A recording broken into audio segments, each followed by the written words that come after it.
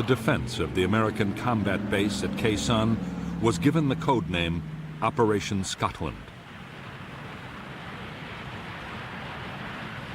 Khe Sanh was one of the most remote outposts in Vietnam, but by January 1968, even the American president, Lyndon Johnson, had taken a personal interest. With the Marines facing a full-scale siege by the North Vietnamese army, the question was being asked, should the base be held, or should it be quietly abandoned?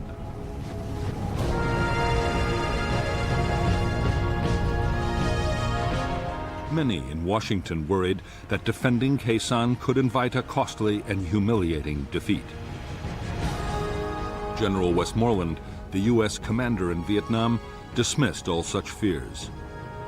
Already, Khe Sanh was tying up nearly 20,000 North Vietnamese troops, and there might be a chance of winning a major American victory.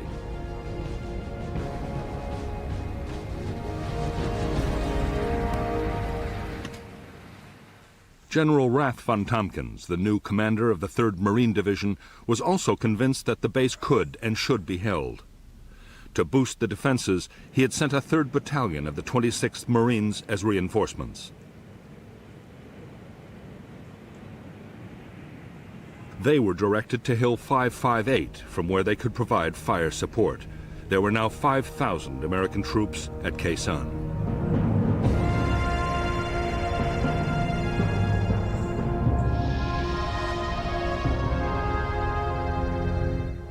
The combat base at Khe Sanh was built around a 3,900-foot airstrip. Beside the strip was the Marine Air Traffic Control Unit. Nearby was the 26th Marine Command Post and the Fire Support Coordination Center.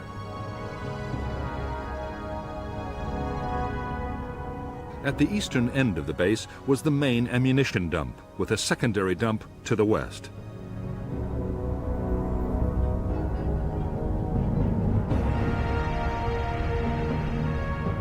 The base perimeter was manned by the 1st Battalion and a company of the 3rd.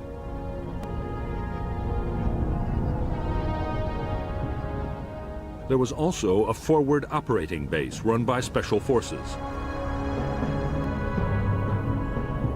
The infantry were backed by tank and anti-tank units and an artillery battalion of the 13th Marines.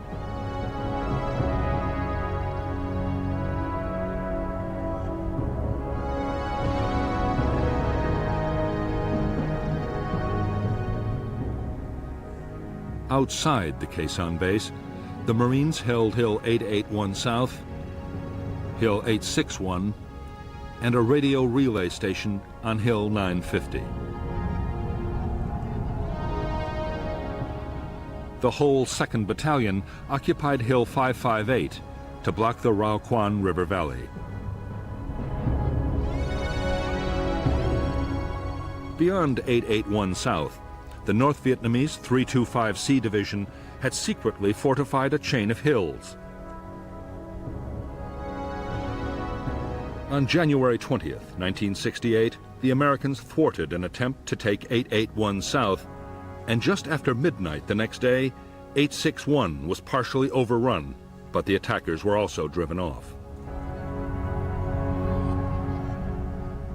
At 5:30 a.m., Khe Sanh base itself was hammered by a massive North Vietnamese artillery bombardment.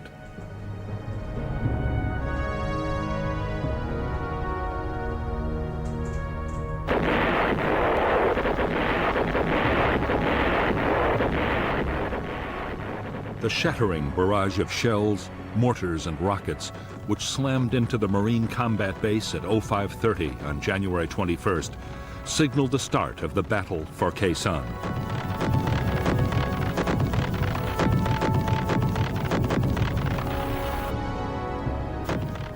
The North Vietnamese gunners had targeted their bombardment with unerring accuracy. As Marines had dived for cover, one of the first rounds had scored a direct hit on the main ammunition store.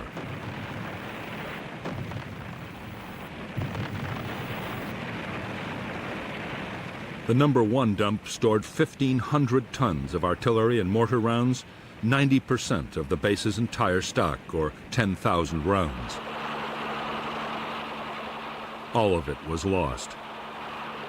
18 men were killed instantly and 40 were wounded as the ammunition exploded and shells and mortar rounds flew in every direction. The explosions would go on for another 48 hours.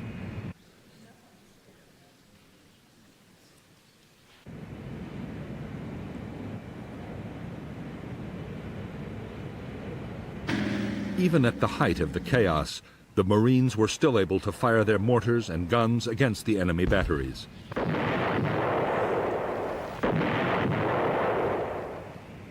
They also called in air support, and very quickly, fighter bombers were blasting the suspected locations of the North Vietnamese artillery, which in return scored 300 direct heavy artillery hits on the firebase.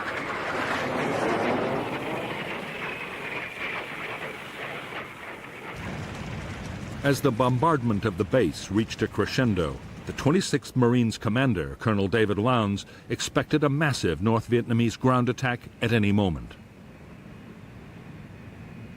But the attack didn't come. The North Vietnamese infantry had a different objective. The target was Khe Sanh village, 3 miles from the Marine combat base.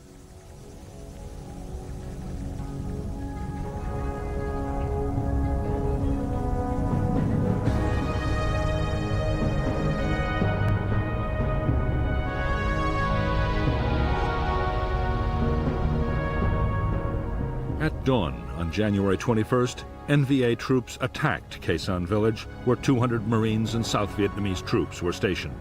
The North Vietnamese attackers were a 400-man battalion of the 66th Regiment. The battalion attacked twice, but in the face of powerful American artillery and airstrikes, failed to take the village.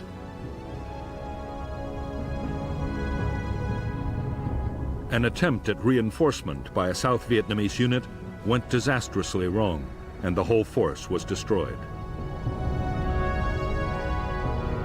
Later in the day, the village was evacuated and abandoned to the NVA.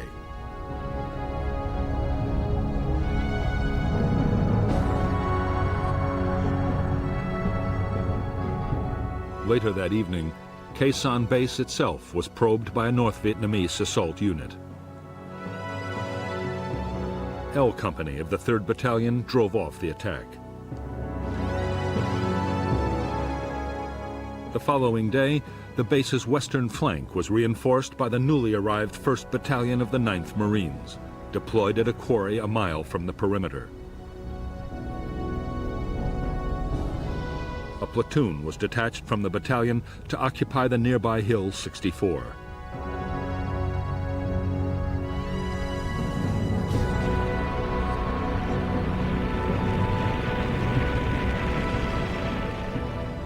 For the Marines inside the Khe Sanh base, the days were now filled with feverish activity. There were sudden heavy bombardments from NVA guns and rockets.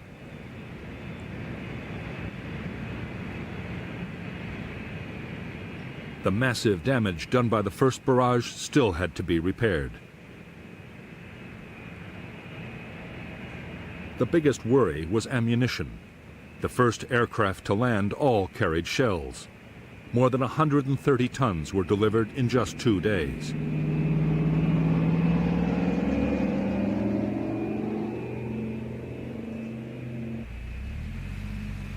Reinforcements arrived too. The Marines were joined by 300 South Vietnamese Army Rangers, and Colonel Lowndes now had more than 6,000 men inside the compound and in 7 defended positions on the surrounding hills.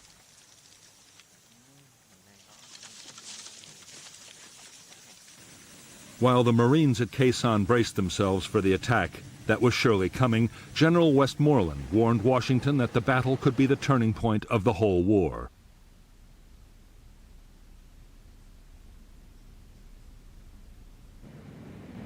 In the United States, President Johnson was getting more and more worried about what might happen.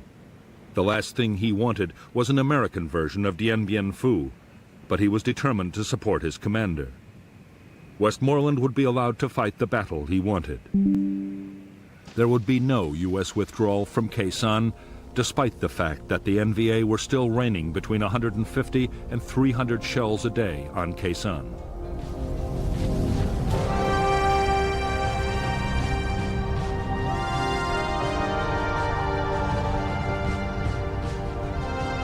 It was the awesome potential of American air power that convinced U.S. military leaders that Khe Sanh could be defended.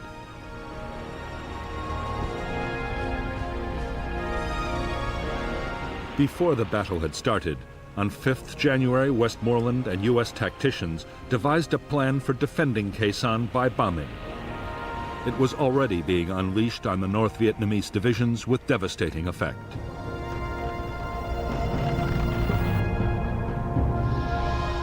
The Americans called it Operation Niagara.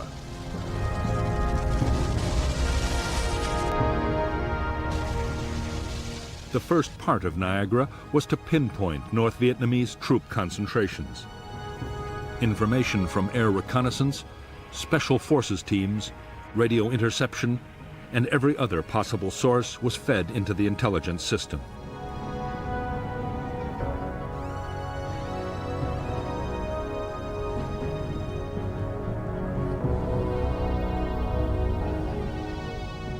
Niagara also deployed the most advanced and secret surveillance technology in the world. Aircraft and helicopters scattered hundreds of electronic sensors across the enemy's main lines of approach. They could detect the movement of troops and send signals to alert the Americans. As the intelligence picture built up, Operation Niagara quickly gathered momentum. In spite of rivalry between the Air Force and the Marines over who should control operations, every available warplane in the area was standing by. At the peak of the siege, American planes dropped triple the tonnage of bombs delivered on a peak day during World War II.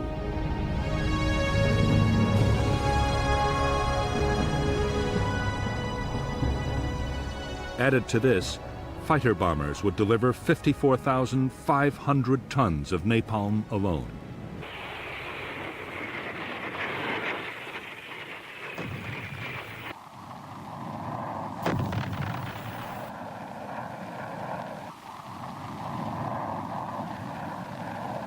Although fighter bombers were flying the vast majority of Niagara missions, most of the sheer weight of bombs was being delivered by B-52s, as part of an ongoing operation codenamed Arclight. The strikes were flown around the clock. A cell of 3 B-52s arrived over the Khe Sanh area every 90 minutes.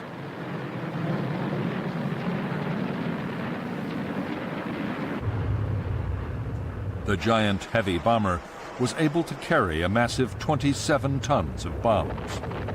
The aircraft dropped their loads from 30,000 feet, high enough so that the planes couldn't be seen or heard from the ground. The only warning most North Vietnamese troops got of a raid was the shattering detonation of the first bombs. Over the 77 days of the siege, B-52s flew over 2,500 sorties, dropping more than 53,000 tons of bombs. The biggest Arclight raid of the Vietnam War so far was launched as part of Operation Niagara on January 30th. American radio direction finding seemed to have discovered North Vietnamese Army headquarters for the Khe Sanh offensive. Whether it was or not, no one is sure, but the site was annihilated by 2 B-52 raids in a single day.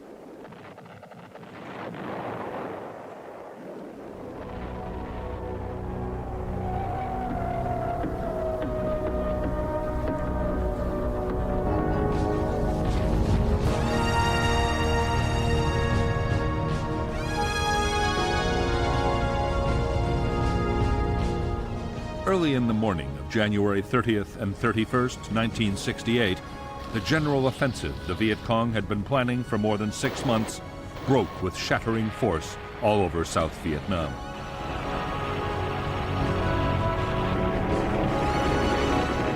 As tens of thousands of Viet Cong attacked towns, cities, and military installations, American commanders were stunned by the sheer scale of the assault.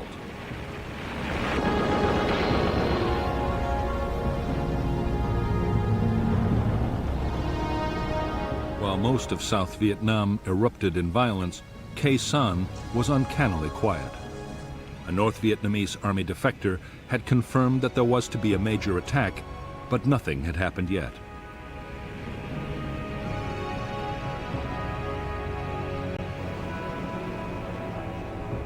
Some U.S. commanders believed that the arc light raids had shattered the North Vietnamese command system.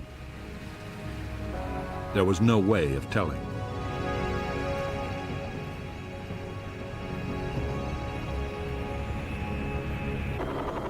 As the tide of the Viet Cong's Tet Offensive swept over South Vietnam, most of the advance was being countered by the South Vietnamese army.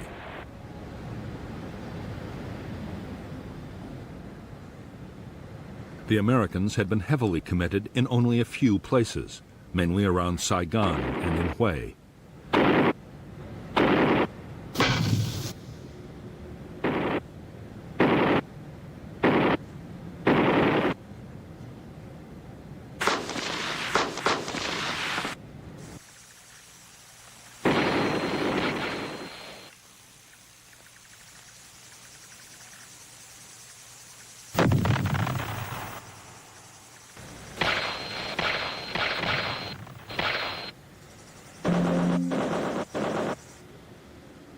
General Westmoreland was holding back his forces, still convinced that the main attack would come at Khe Sanh.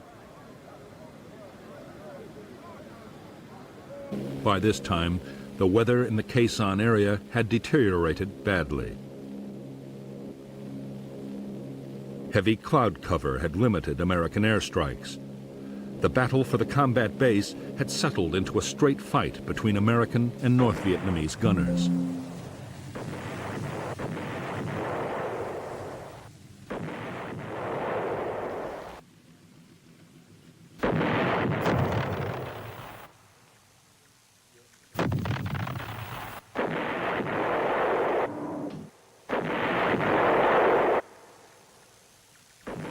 The busiest time for the American guns was after dark, when the NVA were most active. Every night, the Marines laid down concentrated patterns of fire on likely areas. Sometimes, in bombardments known as mini arc lights, an intense artillery barrage was combined with radar-guided airstrikes to saturate a target completely.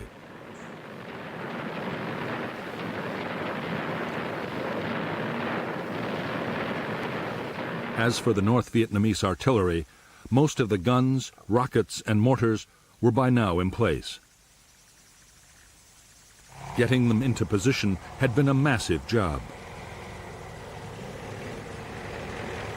Northern troops had also sighted hundreds of ammunition dumps around Khe Sanh and across the border in Laos.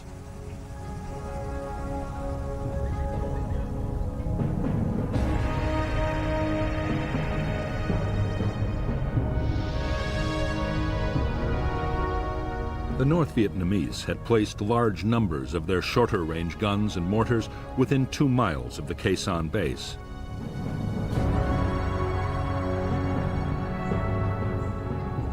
Most of the big rockets were fired from Hill 881 North. The heavy guns were much further away, on Hill 305, and in caves on the slopes of the Ko Rock Mountain across the border in Laos. While they could hit the Americans, the Marine guns didn't have the range to hit back. Even the Army's big guns on the Rock Pile and Camp Carroll couldn't reach the NVA's heavy batteries.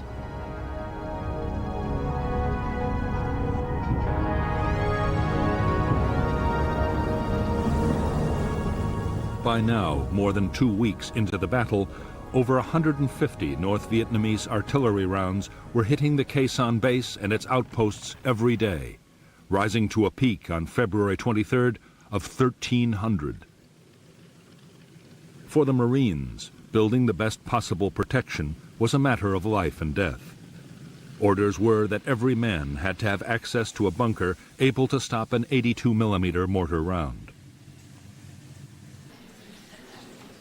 Command posts were to withstand a 120mm hit. As for the heavy shells of the NVA's biggest guns, nothing could stop those.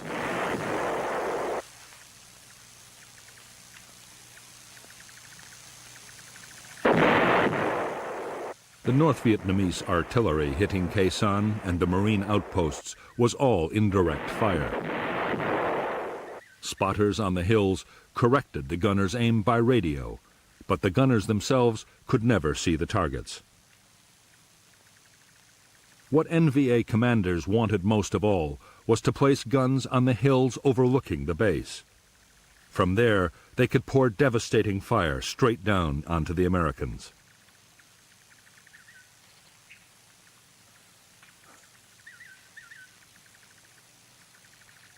On February 5, 1968, the American chain of electronic sensors detected a large-scale NVA movement. The activity seemed to point to an imminent attack on Hill 881 South. The U.S. reaction was a massive Niagara raid. Whole North Vietnamese units were caught in the open as the entire area around the hill was devastated in a massive storm of bombs.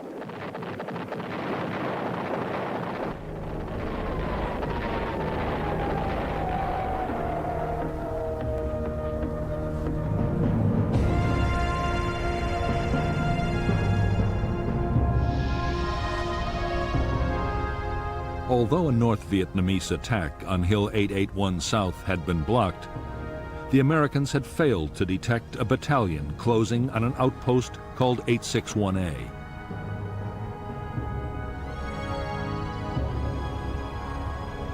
There, a single Marine company drove off two determined assaults as artillery fire destroyed the follow-on waves of NVA troops.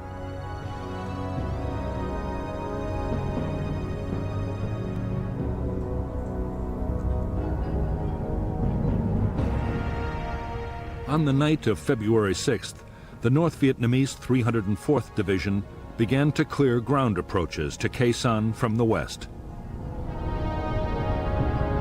The first objective was the American Special Forces camp at Long Vây, manned by a handful of U.S. troops and a battalion of South Vietnamese local militia.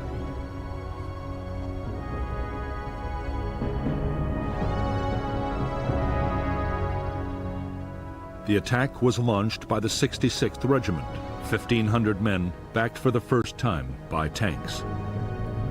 In less than 3 hours, the Long Vây camp was overrun, and only 74 of the 400 U.S. and South Vietnamese defenders survived. The next target for the NVA was Hill 64, occupied by a single American platoon. A two-pronged infantry attack was launched against the hill, but a relief platoon, supported by fierce air and artillery fire, drove the North Vietnamese to the west. There they were again hammered by a massive American bombardment.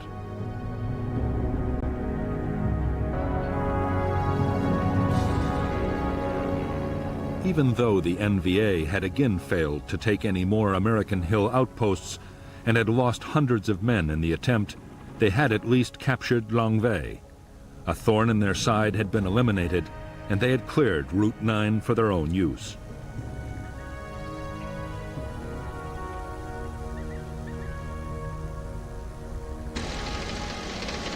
Artillery reinforcements, including 130mm guns, could now be brought much closer to the Khe Sanh base.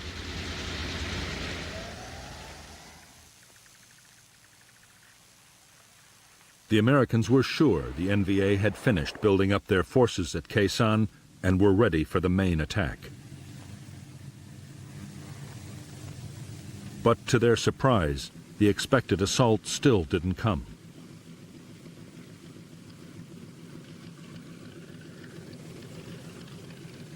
Instead, the siege settled down to a deadly daily duel fought by artillery and aircraft. At the same time, the North Vietnamese began to launch frequent small-scale probes against the base perimeter.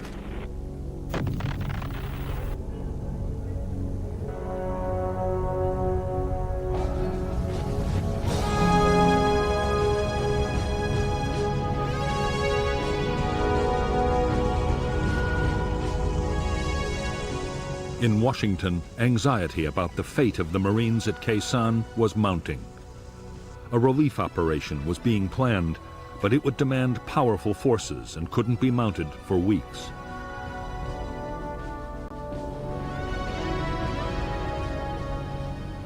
The weather was still too poor. Meantime, if the base's air bridge was cut, it would be all over for Khe Sanh. The troops manning the base needed ammunition, food, and medicines.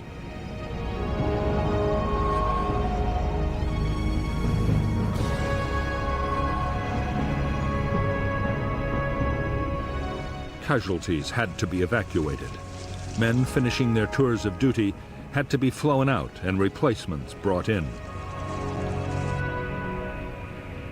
The main base alone needed 160 tons of supplies a day just to keep on fighting.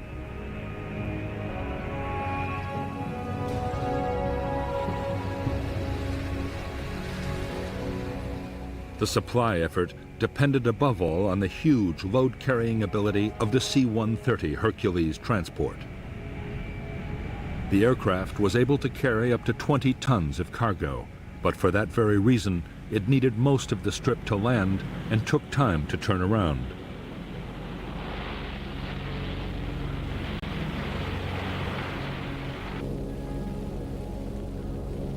Every plane met a storm of anti-aircraft fire, mortars, and artillery.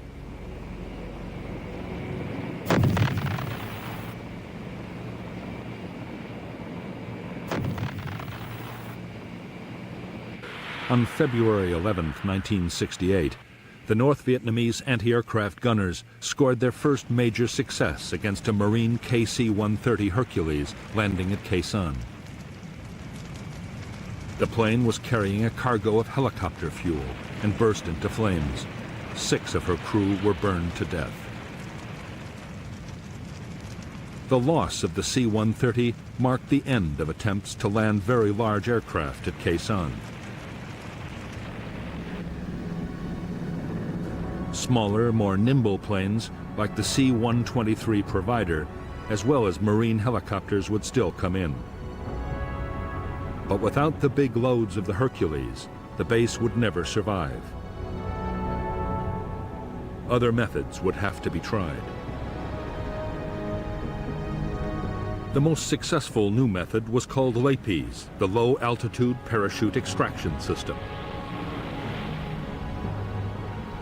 The Hercules flew only 5 feet above the runway while a parachute snatched the cargo pallets out of the hold.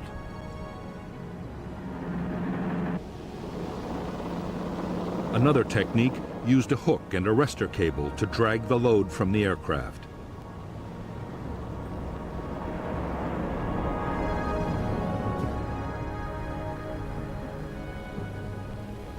In February 1968, appalling weather with ground fog and low cloud stopped all low-altitude deliveries.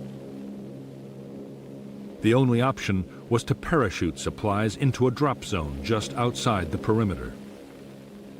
Several thousand tons would arrive this way, but still for the Marines, bad weather invariably meant tight rations.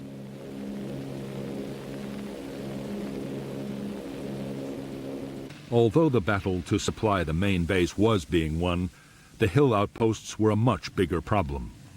A fifth of Khe Sanh's manpower was stationed on the hills. The men were suffering almost 50% casualties, and the posts depended completely on helicopters for supply.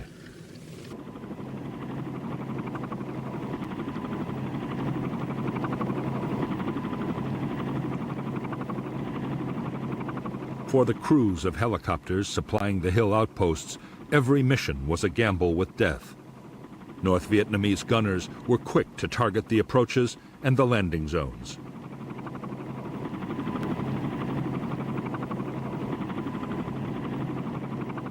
Anti-aircraft fire followed the helicopters in, and as soon as they landed, mortar crews and machine gunners opened up.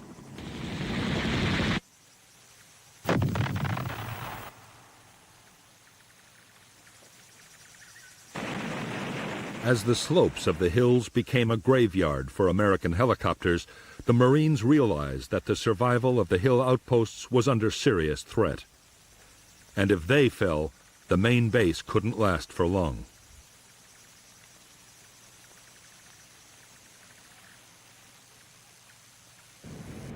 Air commanders worked frantically to devise new tactics for getting helicopters in and out of the hilltop bases safely.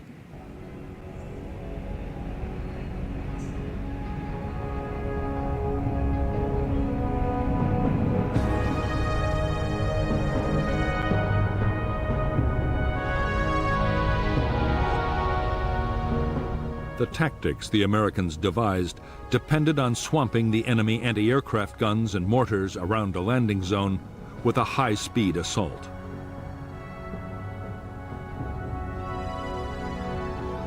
"12 Skyhawk fighter bombers, 4 Huey gunships, up to 16 supply helicopters, and an airborne command and control aircraft all acted together.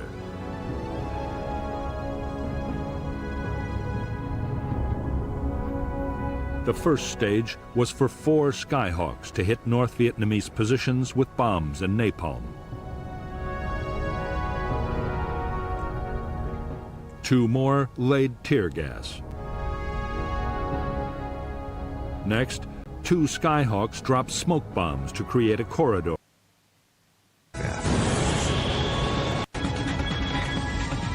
We'll fly with the Comet.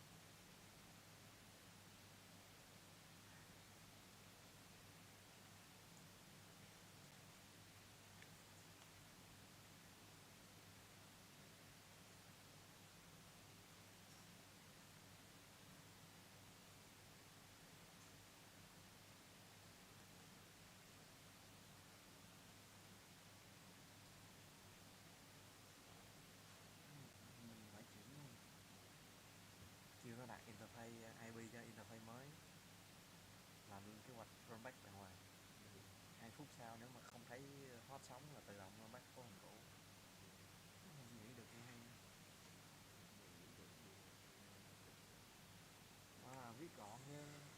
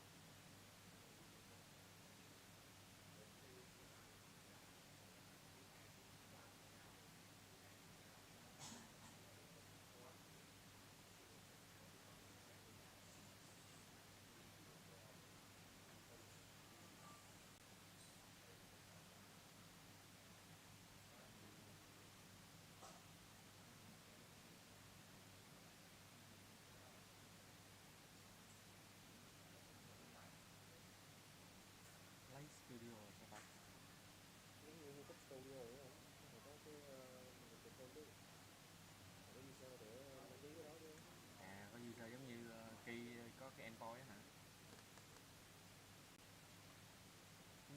Em là hướng dẫn gì sao hay sao? Bây giờ phải có đầu ra chứ anh không có đầu ra sao anh quý. Nên là phải có kỳ thử đúng không? User My Studio trên Facebook á hả?